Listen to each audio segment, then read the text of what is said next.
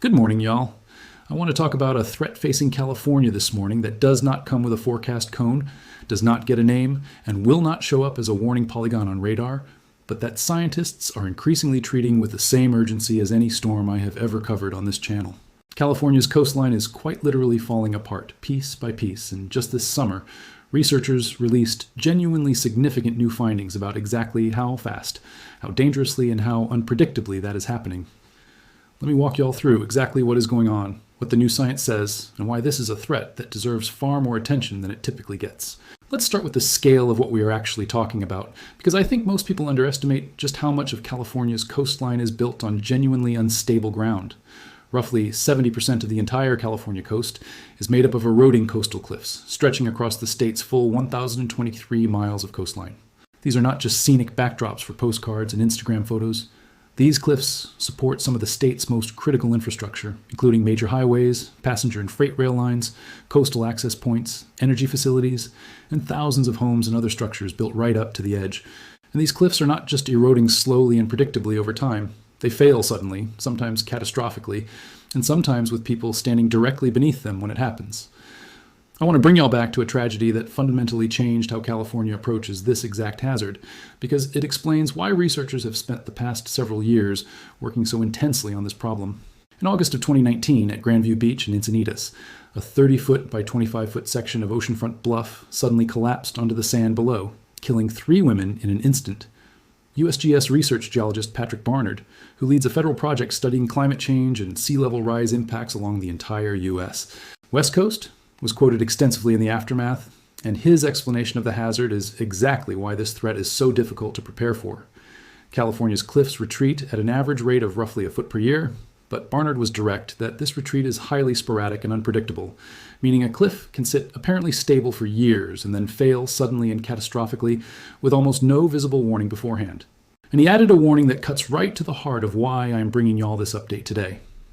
As sea levels continue rising, cliff failures are expected to become more common, not less. That Encinitas tragedy is far from an isolated case. Fatal cliff collapses have occurred repeatedly across the state in recent decades, in locations including Big Sur, Santa Barbara, Point Reyes, and San Francisco.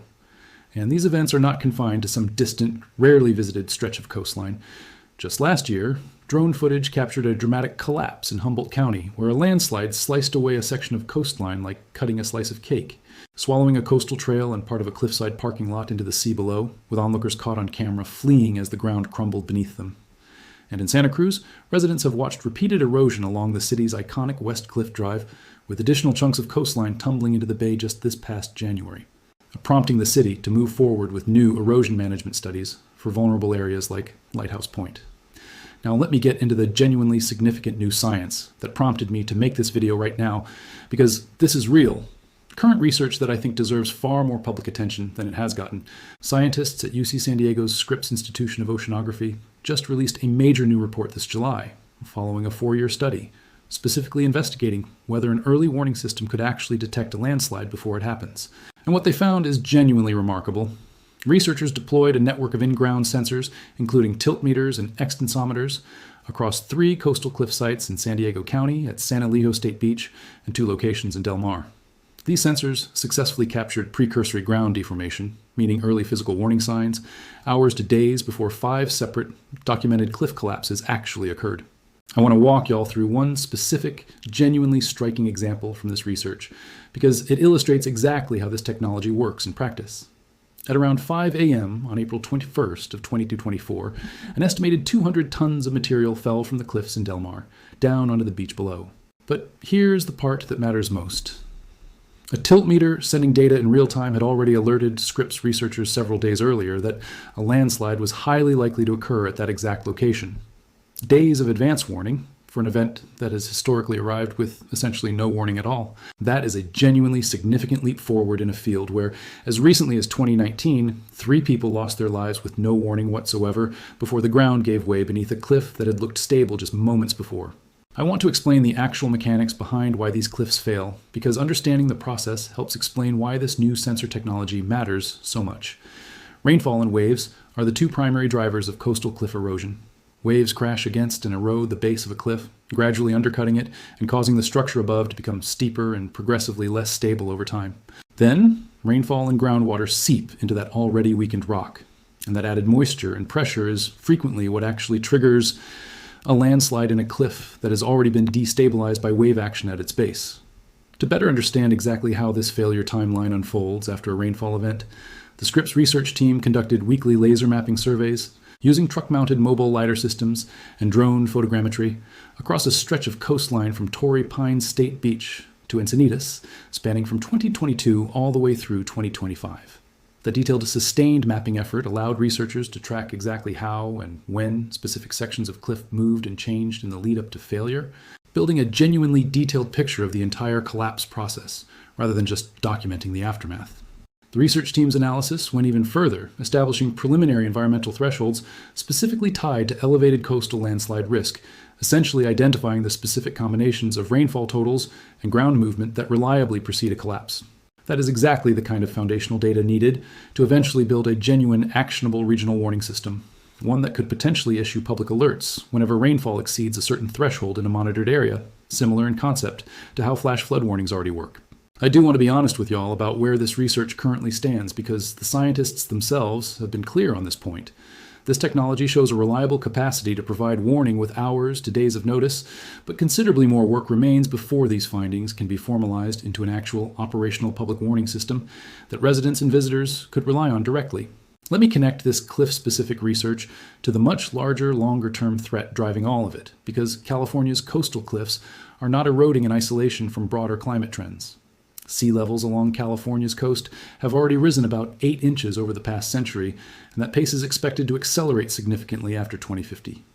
Depending on how much greenhouse gas emissions continue in the coming decades, the state of California recommends preparing for somewhere between 1 and 6.6 feet of additional sea level rise by the year 2100. I want you all to understand why that range matters so directly for the cliff collapse hazard I have been describing. Because rising seas mean waves are able to reach further inland and higher up against the base of these already unstable cliffs, accelerating exactly the kind of undercutting erosion that leads to sudden, catastrophic failure. I also want to give you all a sense of just how dramatically erosion rates can vary from one stretch of coastline to another, because a statewide average genuinely masks some alarming local extremes. A comprehensive Scripps mapping study found that while the statewide average retreat rate for both cliff faces and cliff tops runs around 6 centimeters, roughly 2 inches, per year, that average completely obscures the effect of sudden episodic collapses at specific hotspots. Clifftop retreat rates have exceeded 16 feet per year in some areas, including Rancho Palos Verdes, south of Los Angeles, a stretch near Point Arguello, close to Vandenberg Air Force Base, Big Sur in Central California, and Martin Beach, south of San Francisco. 16 feet in a single year is not a slow, gradual process anybody could adapt to casually. That is the kind of retreat rate that can genuinely threaten a structure built even a reasonable distance back from the current cliff edge within just a few years. I want to talk about what this all means for California's infrastructure and communities, because the stakes here extend well beyond individual beachgoers standing beneath an unstable cliff. Coastal infrastructure potentially at risk from this ongoing erosion includes major highways, public coastal access points, homes, military installations, wastewater treatment plants, power plants, and critical rail lines. The state of California has already recognized the severity of this threat in a very concrete, expensive way. Officials recently allocated $300 million specifically to relocate 1.7 miles of rail tracks away from an eroding bluff in Del Mar, one of the exact locations where the Scripps early warning sensors were deployed. That is not a hypothetical future cost. That is real money already being spent right now because officials recognize that a section of active, heavily used passenger and freight rail line sits in genuine, near-term danger from the exact kind of cliff failure this research is trying to help predict. Let me also address the beach erosion piece of this story because it is a related but genuinely distinct threat from the cliff collapse hazard I have spent most of this video on. Separate USGS-funded computer modeling, developed in partnership with the University of South Wales, Sydney, estimates that somewhere between 24 and 75% of California's beaches could become completely eroded by the end of this century if no significant interventions are made. With roughly 1 meter, about 3 feet, of sea level rise, considered a likely scenario by 2100 under the state's own guidance, researchers project that a full quarter of California's coastline would see the beach essentially drowned entirely. Under a more extreme, lower probability scenario involving 3 meters of sea level rise, that loss could climb as high as 3/4 of the state's beaches. I want you all to understand why that matters beyond simply losing recreational space, because beaches themselves function as the coastline's first line of natural defense against flooding, absorbing wave energy that would otherwise reach directly toward cliffs, roads, and buildings. Losing the beach does not just mean losing a place to visit, it means removing the natural buffer currently protecting everything built behind it. So let me bring this together and tell y'all what I think the honest, complete picture actually is. California's coastline faces a genuine, accelerating, and scientifically well-documented crisis, one driven by the combination of naturally unstable cliff geology, rising sea levels pushing waves further inland, and increasingly episodic, unpredictable collapse events that have already cost lives. But this summer's research out of Scripps represents genuine, meaningful progress toward giving communities actual advance warning before the next catastrophic failure. Technology that, while still requiring further development, has already demonstrated real success predicting specific collapses days before they occurred. If you live anywhere along the California coast, particularly near any of the specific high erosion hotspots I mentioned, or if you have travel plans that bring you to any of California's clifftop beaches, take posted closure signs and warning barriers seriously, even when a cliff looks stable, since Barnard's own research has shown that stability can be deceptive right up until the moment of sudden failure. Avoid walking or sitting directly beneath active cliff faces, particularly following recent rainfall, given the established link between rain infiltration and subsequent collapse. And if you are a homeowner or considering property anywhere near an eroding bluff, the California Coastal Cliff Erosion Viewer, a public tool developed using this same research, lets you look up historical erosion rates for specific stretches of coastline, genuinely useful information for understanding your own long-term risk. If this breakdown helped you understand just how serious and how actively researched this threat to California's coastline actually is, please subscribe to this channel and turn on notifications, because I want to keep bringing y'all the real science behind hazards that do not always get the same attention as a hurricane or an earthquake. Share this video with anybody you know living along or visiting the California coast, because understanding exactly where and why these cliffs fail is exactly the kind of information that could genuinely save a life. I will keep watching for updates as this early warning research continues developing, and I will bring y'all the next piece of the story the moment there's something new to report. Stay informed, stay safe, and I love y'all.